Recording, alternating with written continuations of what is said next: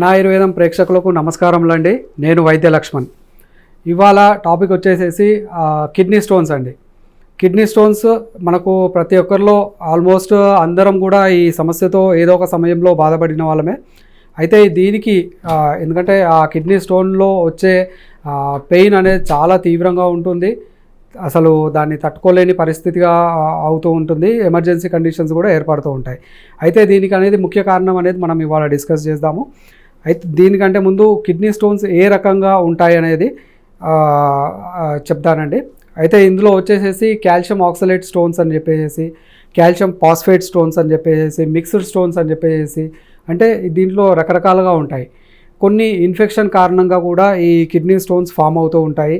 ఇంకొన్ని కారణాలలో మనకు జెనెటికల్ కండిషన్స్ అంటే వంశపరంగా కూడా కొన్ని సమస్యలు వస్తూ ఉంటాయండి.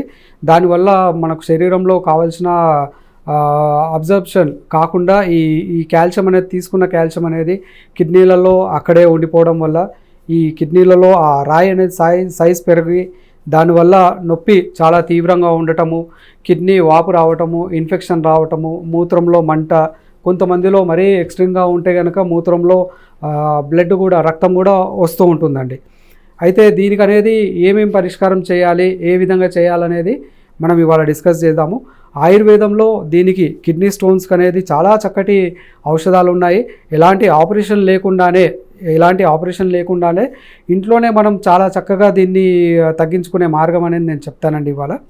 సో ఇక్కడ మనకు ముఖ్యంగా వచ్చేసేసి ఒక రెండు ఇంగ్రీడియంట్స్ మాత్రమే చాలు.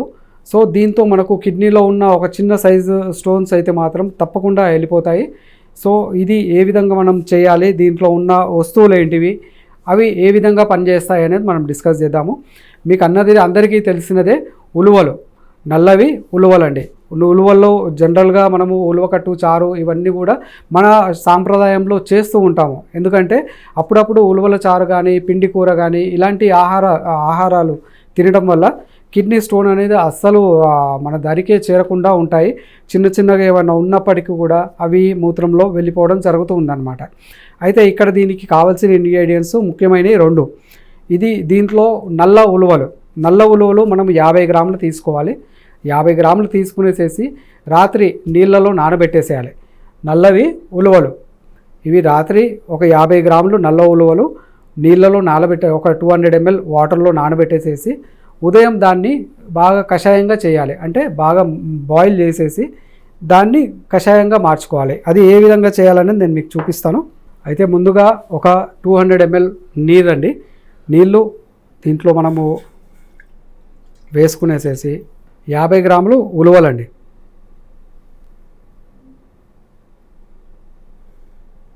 దీన్ని బాగా మరగబెట్టేసేసి ఈ 200 గ్రాములు ఏవైతే మనం 200 ml నీరు ఏవైతే మనం వేసామో అది 50 ml వచ్చే వరకు మనం దాన్ని చక్కగా వండాలండి. దీన్ని నీరు అనేది ఎగర వండేసేసి,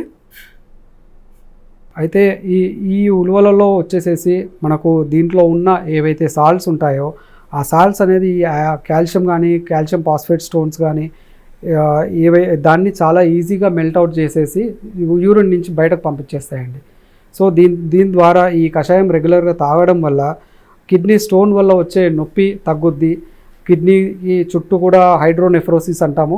సో ఆ హైడ్రోనెఫ్రోసిస్ ఏదైతే కండిషన్ ఉన్నదో ఆ హైడ్రోనెఫ్రోసిస్ కూడా తగ్గి కిడ్నీకి ఉన్న ఇన్ఫెక్షన్ కూడా తగ్గించడంలో చాలా అద్భుతంగా పనిచేస్తుంది. సో దీంట్లో యవక్షారము ఈ యొక్క కషాయంలో మనం 1 గ్రాము ఈ యొక్క 50 ml కషాయంలో 1 గ్రాము యవక్షారం వేసేసి దాన్ని కలిపేసేసి ఉదయం సాయంత్రం కనుక తీసుకున్నట్లయితే అతి తక్కువ సమయంలో కిడ్నీలో ఉన్న స్టోన్ అనేది చాలా సునాయాసంగా వెళ్ళిపోతుంది.